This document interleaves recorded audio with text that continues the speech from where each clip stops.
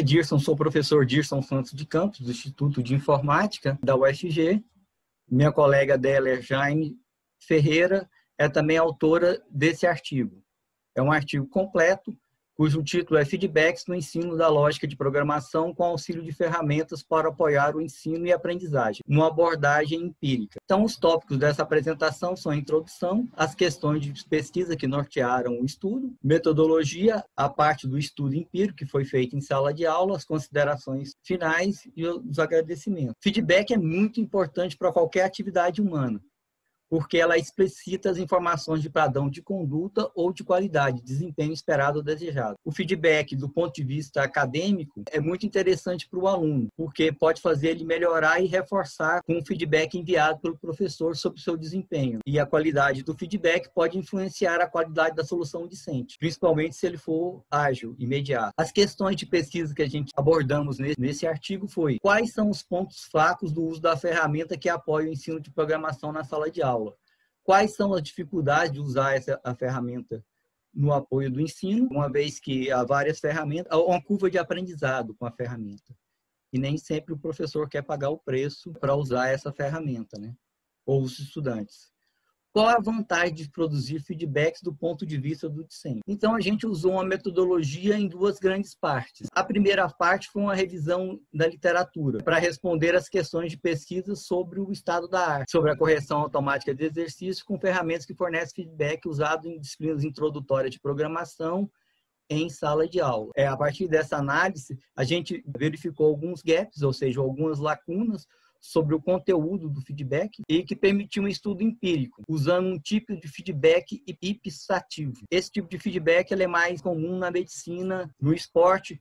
É como você comparasse os resultados seu com você mesmo. Vamos supor que você tivesse que participar de uma Olimpíada. Então, você tem que atingir um nível de velocidade. Vamos supor se fosse uma corrida de 100 metros. Você tem que fazer 100 metros em tantos segundos. O feedback ipsativo permite você avaliar a sua própria marca, ou seja, é individualizado de acordo com o desempenho do aluno. Então, a gente usou esse feedback ipsativo, ou seja, o resultado que o aluno teve, com amostras emparelhadas. O que são amostras emparelhadas? São amostras, são código-fonte submetidos pelo mesmo aluno.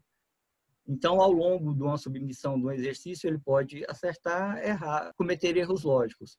Então, a gente compara essas versões que ele enviou, o período que a submissão está aberta. Então, as soluções boas não apresentam erro lógico. E se a solução, ao longo do tempo do aluno, melhorou logicamente, os erros lógicos vão diminuir ou vão cessar. Isso significa que ele teve um avanço na aprendizagem da lógica de programação. Então, a métrica direta tirada do código. Então, nós realizamos esse estudo empírico com duas turmas de estudantes.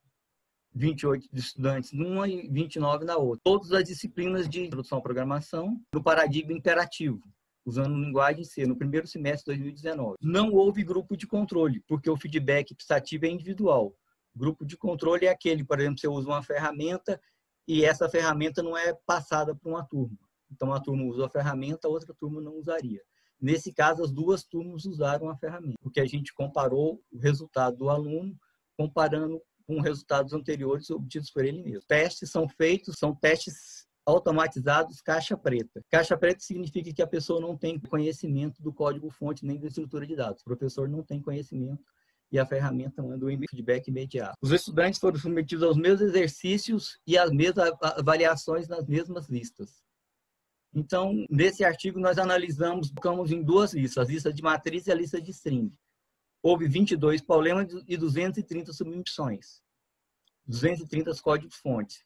Na lista 3 sobre string, houve 16 problemas e 319 submissões. String geralmente é mais difícil para o aluno do que a matriz. Então, há mais submissões, há mais dúvidas. O que a gente conseguiu com as evidências empíricas? Os resultados provêm evidências que o aluno não entende muito bem o texto do feedback automático. Geralmente, numa ferramenta online, esse texto é uma mensagem de uma frase. A gente inferiu isso porque o número de código-fontes que eles enviaram, 9.63 em média, são muitos. Se ele entendesse na primeira o feedback, ele não enviaria tantas cópias, nem tanto espaço de tempo.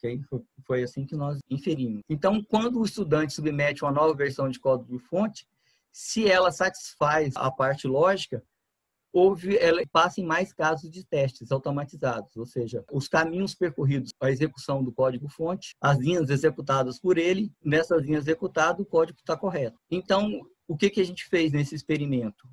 A ferramenta guarda esses resultados parciais no banco, a ferramenta Xerife Júdice, no banco SQL ou PostGIS, depende da instalação, né? Então, esses resultados parciais nós usamos para construir o conteúdo ipsativo do feedback. Então, geralmente, isso não é passado em ferramentas online Júdice, em ferramentas na Olimpíada de Informática, na Maratona de Informática. As questões de pesquisas QP1, QP2 e QP3 foram analisadas na seção 4 do artigo, né? Então, primeiro a gente fez na metodologia, o que nós usamos? Nós fizemos uma avaliação, uma meta-análise do que está no estado da arte. Nessa meta-análise, em 26 artigos, 2,94 deles trabalham com ferramentas de correção automática em sala de aula.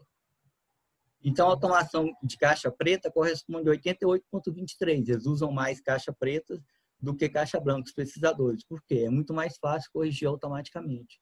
No teste caixa branca, você tem que visualizar o código. Então, o professor daria muito mais trabalho para o professor corrigir e enviar o feedback. Da parte do estudo empírico, nós também respondemos as questões QP3 e QP2 do estudo.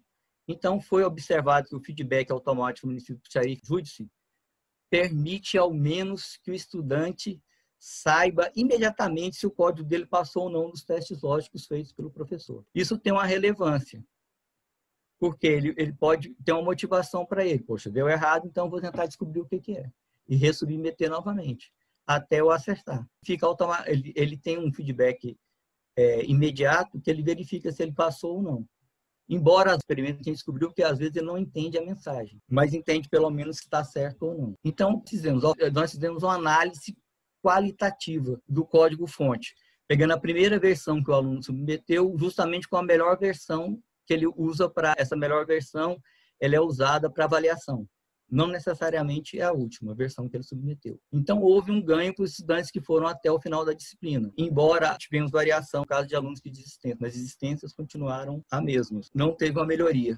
Nós agradecemos à Universidade Federal de Goiás, né, ao Instituto de Informática, o INFE, e a pós-graduação em Ciências da Computação, do INFE-UFG.